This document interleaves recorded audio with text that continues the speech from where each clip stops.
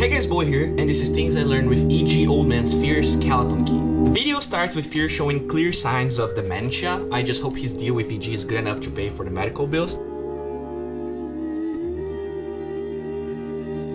But jokes aside, he deals with the off-lane pool quite well. He drags the creeps towards the next wave. Note how he checks how fast Tide is killing the creep wave, and that's very important, so that you get a decent creep equilibrium afterwards. Let's say Tide drags the creeps towards his tower. This means it will push too fast, and then he will have to choose between farming those creeps or the ones marching towards his tower. And will eventually also push the lane, so he wants to finish those creeps in a way that they meeting normal creep equilibrium, and what ensues is pretty good. Against Tidehunter, it's very important to draw aggro, especially when you don't have Quelling Blade, so note how that's the first thing he does after taking the range creep.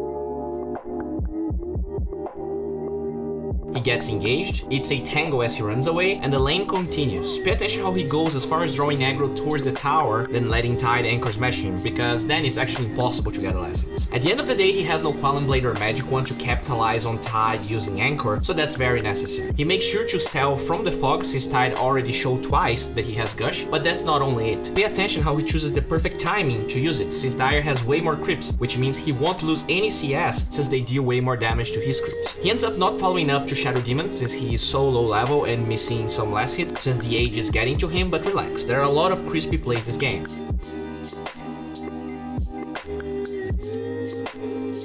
It's important to note that Fear only goes to the side shop when he is sure that Tide left the lane. A lot of people just dive the side shop, and in this case, knowing that he was pretty much alone in the entire laning phase, also Tide has Gush, he would be punished quite hard by the Watermelon. Another interesting thing we can notice is that while he was avoiding Tide at all times in this clip, he actually trades hits with him now. Not only he has one, but none of the creeps are in risk of dying. In fact, with that anchor smash, Fear's creeps won't deal any damage at all, so he can wear the enemy mana without hindering his last hits, and he's getting Magic Wand charges, so he doesn't care that much. Now that it's on cooldown, he starts banging on Tide. One interesting change-up on this matchup is Fear getting more points in stun. You usually see people maxing the crit to get more damage and just farm jungle camps and stuff, but against Tide, he's going to do way more damage with the stun. Another interesting change-up besides the stun is him buying the helm in the side shop, even though he finishes threads before finishing his armlet. He is out of regen, and the armor is pretty good against Tide, since he pretty much only deals physical damage and can also reduce your armor. What ensues is a great fight. He starts trading with Tusk, and notice that he pretty much waits until his wand is complete to use it, but still saves his ult point. But he knows that if he kills it, there will be mana. He stuns Tide as he disengages, and thanks to the damage from Wraith Fire Blast and saving so much mana, they take Tide down.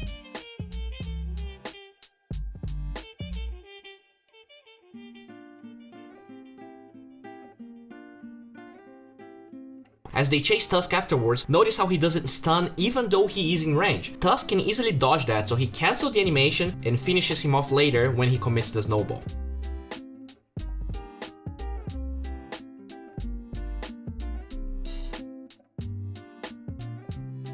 This clip is here just to showcase again that this skill build was more than efficient against Tide and definitely paid dividends during the game.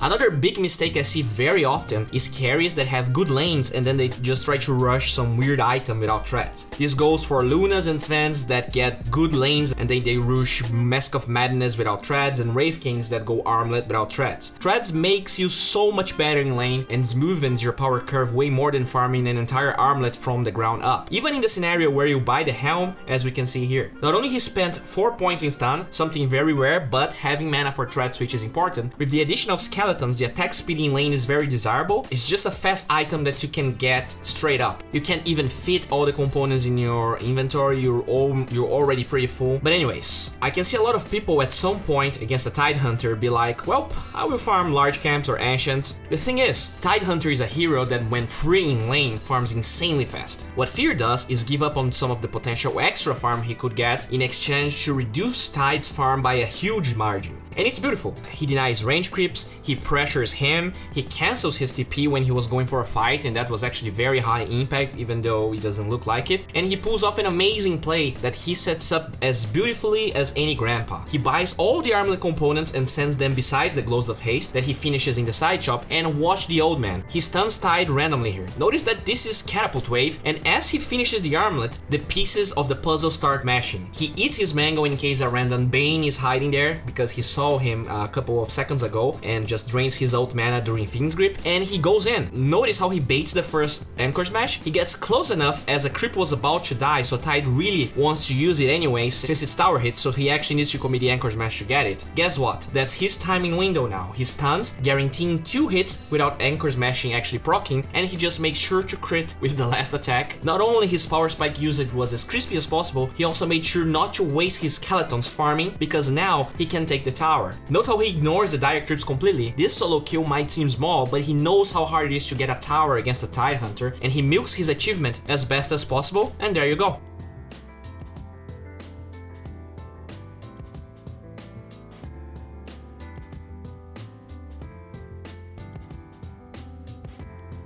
Fear just keeps creating space actually. He farms one large camp and back to the lane he goes. Instead of farming, he actually dives here. He has ult, and what ensues might seem like bad or a clown fiesta to you, but start by noticing that after the stun that was thread switch by the way, Tide commits Ravage defensively, which is always awful for any Tidehunter, and he gets nothing. Fear starts running away, and this is one of the longest chases in the history of things I learned, and we will use this to teach you boys and girls how to Armlet Toggle. With this HP level, there's no point in popping Armlet here. He will lose way too much HP for nothing, so he just keeps running. I feel like he underestimated Bane's TP duration, but even then, he pops Armlet to attack Bane here, dies, and since Tide misses the Anchor Smash,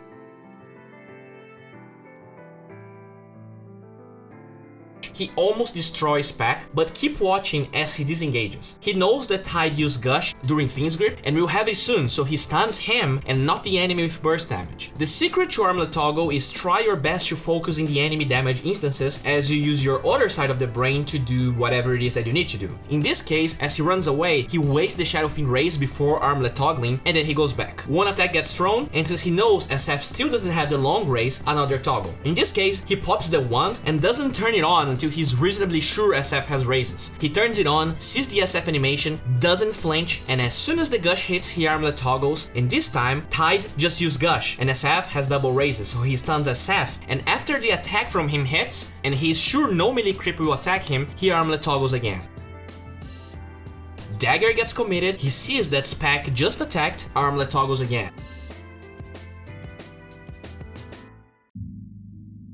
Anchor Smash hits, Armlet toggles, but he ends up going back for an unnecessary stun. Still, the entire Dire team chased Fear for I don't know how much time, so no one from Dire was farming, every ult besides Requiem got used, and his Tinker and Elder Titan farmed the entire time. They lost no towers, bottom is pushing, they're fine. After he respawns, you might be confused as to why he releases the skeletons here. Well, it's Catapult Wave, and he has no vision around the Dire side to go there and kill it himself. There's very few vision from other enemies in other lanes, so he sends the skeletons there, and that not only forces enemy rotations, now he knows he is safe to farm in that area.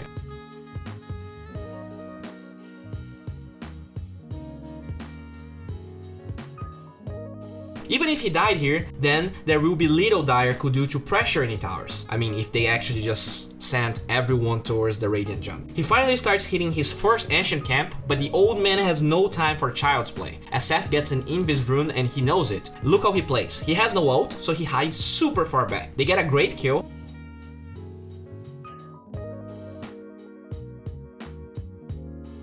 And since Dire has to take this super weird path back to their base, look how Fear, instead of chasing him with his worn out body, marches towards the mid lane. By the way, you can kill creeps with backdoor protection if you crit them, so that's pretty cool. And that's end up forcing 2 TPs in the mid lane, and they get the tower anyways. Well, I mean, you did a lot, so let's finish this Radiance and farm, right boys? No, you fool. You have ult, you go fight first, and after you use your ult, you farm later. He finds U9 farming, and they just burst through the Spectre while also getting the top tower.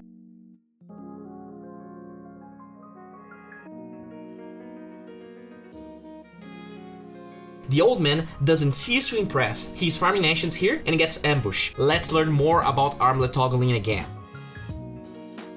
He gets engaged, and notice how he only pops the Armlet when he can attack, since he was relatively healthy, so using the Armlet is losing HP in a way. Now notice that Bane is sleeping and that SF retreats because of Earth Splitter being committed. And also, Gush was already used, so since Tide is far away from him, he has time to Armlet toggle, which buys time for the shards to disappear, and he even notices the Ravage animation, which allows him to Armlet toggle again, surviving through that. Notice that he stuns Tide first, and that buys time for another Armlet toggle when he knows that Tide cannot do anything.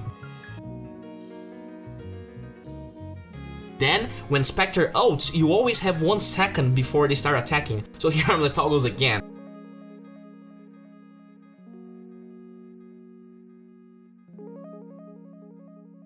Let's regen now, right? No, you fool, you still have your ult. They end up killing Bane, they end up killing Tusk, and after repelling Tide, Fear is able to use his skeletons to take the tower.